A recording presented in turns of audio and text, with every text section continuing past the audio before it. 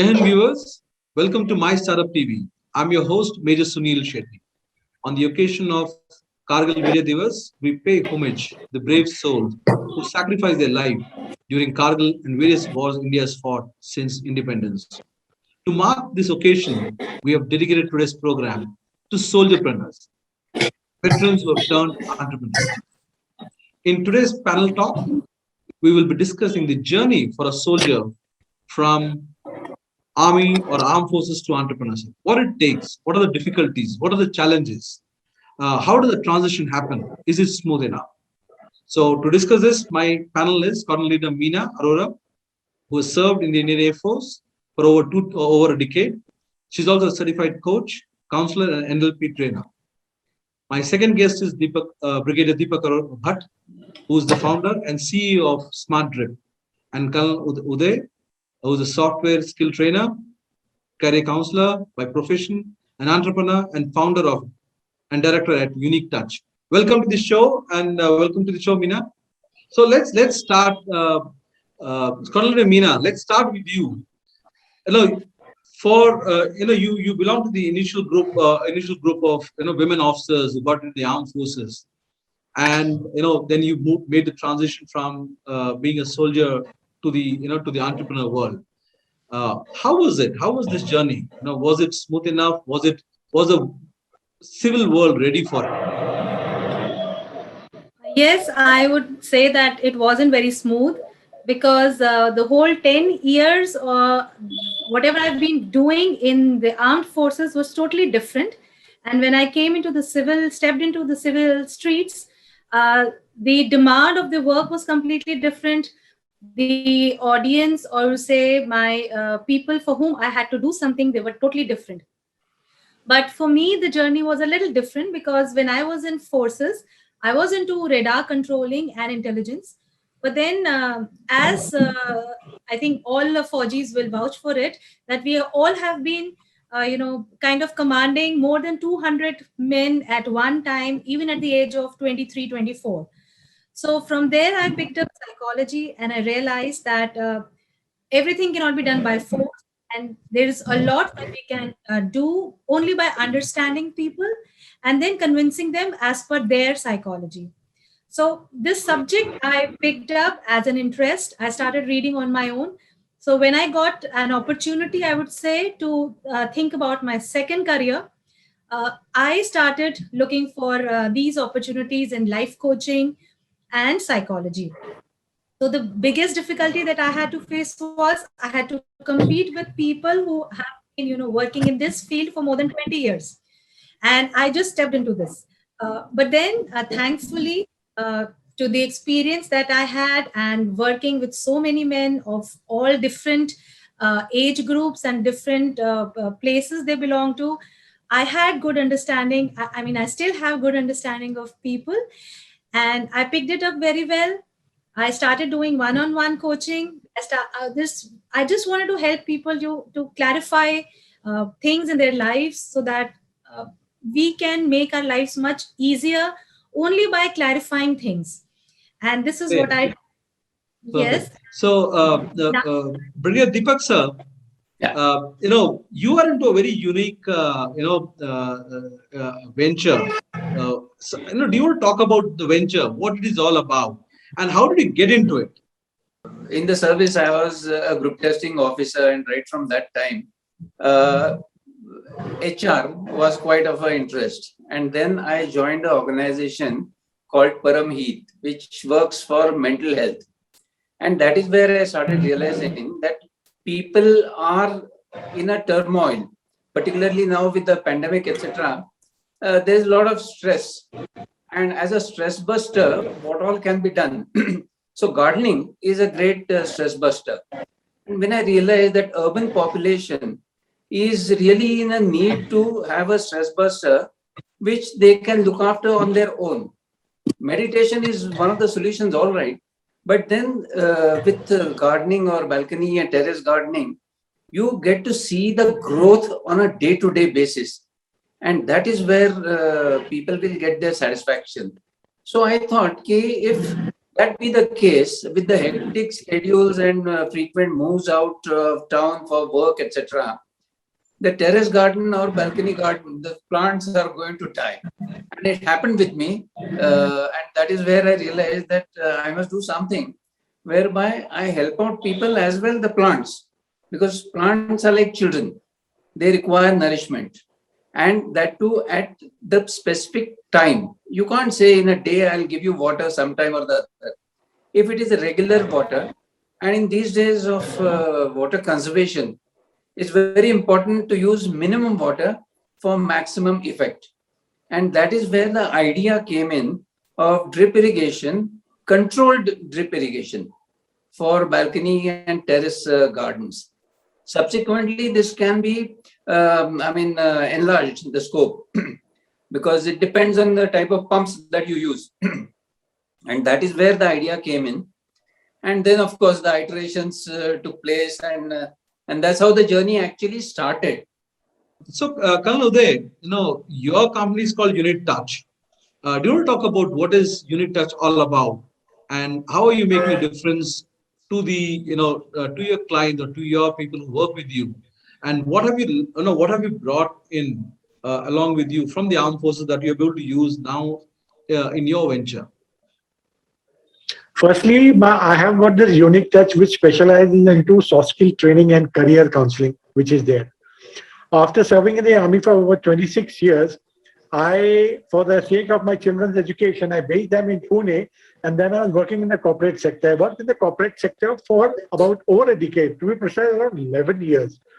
So when I was in the corporate sector, I saw there was a lot of difference from work, how we work in the army and how we work in the corporate sector, which was there. I would say it would be correct to say that it all were very different, which were there. And whenever the trainings and all were conducted in the corporate sector, I used to attend the training. And I just told them, because I was heading a senior position, at all positions I was head of the admin or security oblique at AVP. I told them the security which is carried out, it does not have any value addition to it is there. So President asked me, why don't you take some training tomorrow? I said, no, tomorrow is too short a time. Give me something, give me some topics and I will take it. So that is how it started. And before that, I was posted to Regiment of Artillery.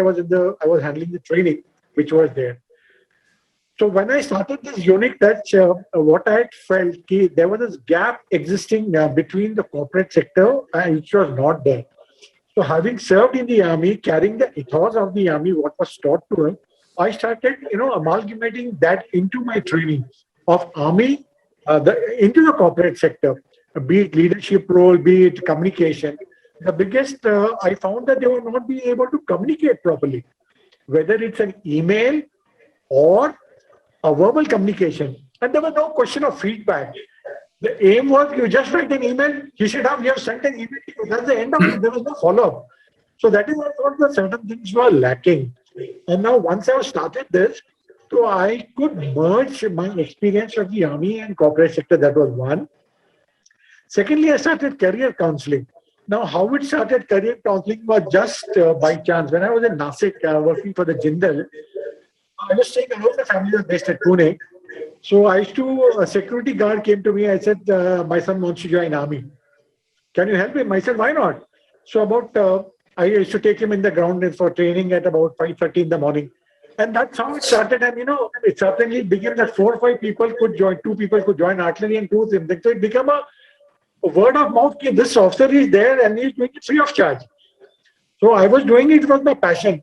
Then slowly my wife egged me. I said, as it is you're conducting classes in the corporate, you're doing this, why don't you start full-fledged? So that's how the idea came into my mind. And I started doing this in 2018. But since I was working in the corporate sector, I could not do it fully. So once I finished my tenure in corporate sector in 2019, I started this. And I think I do make a difference to the life of the children, basically young boys who want to join the defense forces. My target audience is IT guys who teach them into communication, career counseling. So this is what I feel I've been able to achieve in my journey. That's commendable, sir. Thank you. Scholar Meena, one of the things, when you are coming out, you also had to, you also came out of the Air Force for 10 years. One of the big challenges is whether the call is whether to take a job or to start an entrepreneurship. How was that thought process journey, and how did you go through the process of deciding that you wanted to do, start on your own instead of taking up a full-fledged job? Yes, this was a very difficult question, frankly speaking, and it took a good amount of time and a lot of mental push and pull.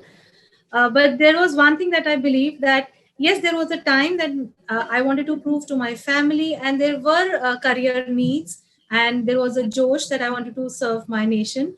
So at that time, I took up one particular kind of a job. That is, I went into defense forces. But now, when I had another chance to transit and get into another field, I did not want to again, not again, but I did not want to go in a job in which I am working for others. I wanted to pursue my passion. Frankly, I wanted to do something which I really wanted to do for so much of time, that is, help others psychologically. And now I have my company. I train people, I help them. Sometimes I do a lot of without charges, and obviously with charges as well. So I wanted to get into my passion zone. So that is the only reason. Great. Deepak, Brigadier Deepak sir, Yeah. when you're coming from the armed forces, there is a kind of a, image that we have to live up to, right? And people see us as a fighting force. Once they see a uniform, they think everybody's on the border and fighting there. And you start, something into gardening. How did people react initially when they looked at, when they saw a brigadier coming up and saying, okay, let's do something in gardening? Were they able to relate to it, or there was definitely you had to do some kind of image management?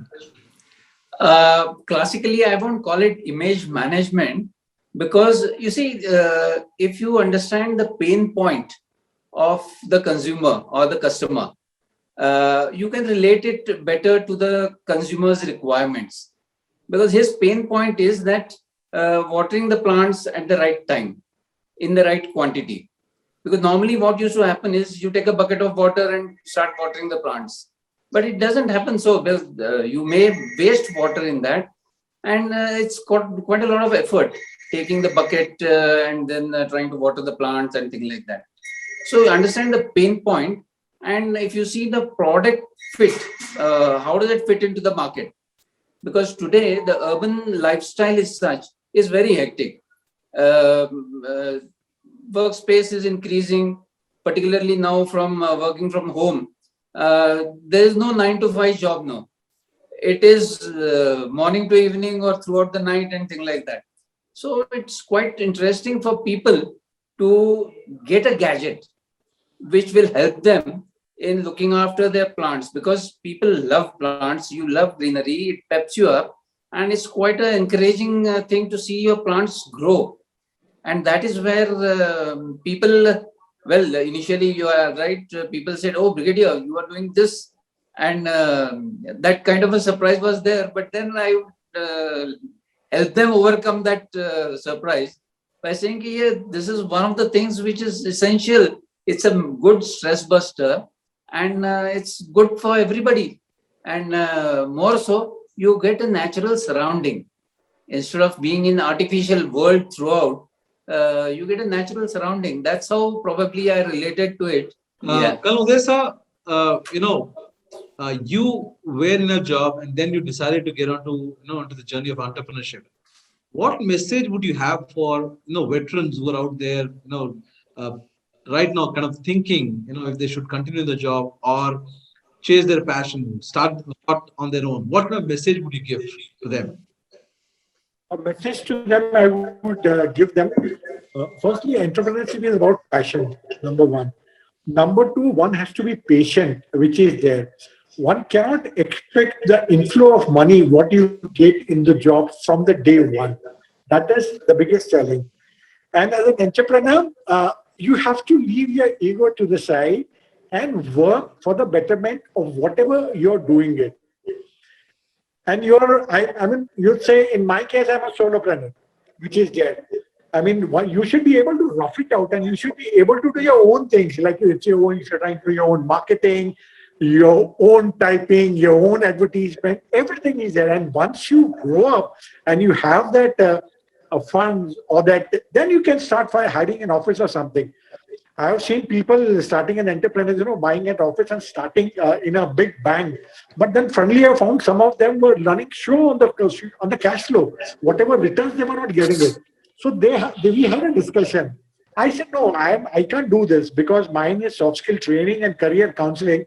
Mine is career counseling is basically on call nowadays. Otherwise, it's at the site. I had an office. I had an office earlier before this pandemic.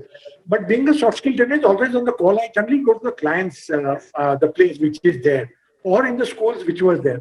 So one has to take a balanced view and take a call and should not go in for, a showbiz which is there. Only you can do it, and you should have a passion. And there are times when you are an entrepreneur, there are no income for a couple of days, a couple of weeks. There's nothing there. But then it starts flowing in. So you should have patience, which is that is what my this thing, and there is no quick fix solution for this. So very true. I fully agree with you because when I started off, I did when I started off in Afghanistan, my entrepreneurial journey, and for many months I had no income. So I agree with you on that. Scholar Meena, there are many lady officers who would be, in coming years, coming months, following your path, coming out of the armed forces and searching for, jobs, and probably some of them probably thinking at this moment of time, starting their own venture. What kind of preparations would you advise them to prepare before coming out of the armed forces?